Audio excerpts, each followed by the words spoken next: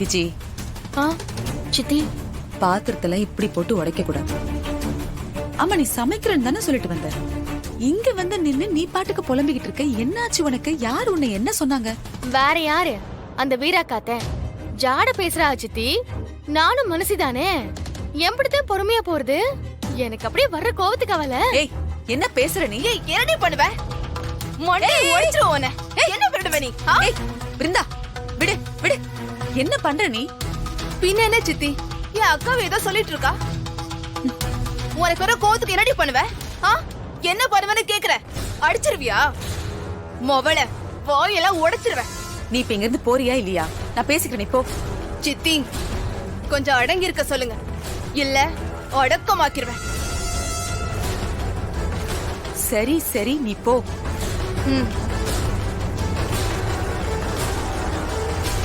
பாத்தீங்களா சித்தி எப்படி பேசுறான்னு?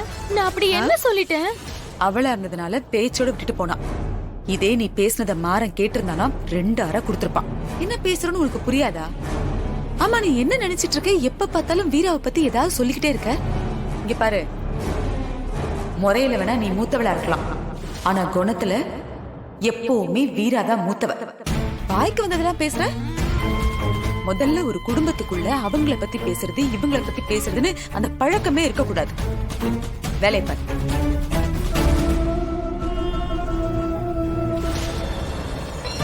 என்ன நம்மளையே திட்டிட்டு போறா இவ? கொஞ்சம் கொஞ்சமா அவங்க பக்கம் சாயற மாதிரி தெரியுதே. வீராவை பத்தி அவகிட்ட பேசியிருக்க கூடாதோ? டவுட் வந்திருக்குமோ? வரேன்னா சொல்லுண்ணா. வள்ளி, இன்னைக்கு மதியம் எம்எல்ஏ அவர் குடும்பத்தோட நம்ம வீட்டுக்கு வராரு. என்ன விஷயம்னா? ராகவனுக்கு அடிபட்டுச்சுல்ல, அவனை பார்க்கலான்னு வராரு. நான் வேற ரொம்ப நாளா அவரை விருந்துக்கு வர சொல்லியிருந்தேன், அதுக்காகவும் வராரு. சமையல் நல்லா இருக்கணும் வள்ளி. சரிண்ணா.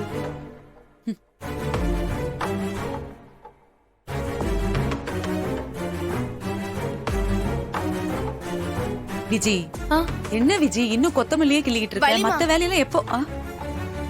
மாமா சொன்னதை நான் கேட்டேன். நீங்க சமைங்க, நான் ஹெல்ப்ஃபுல்லா இருக்கேன். ஹெல்ப் என்ன ஹெல்ப்? முழு சமையல நீயே செய்ய வேண்டியதானே? விஜி சும்மா இரு. பாவம், அவளுக்கு என்ன சமைக்க தெரியும்?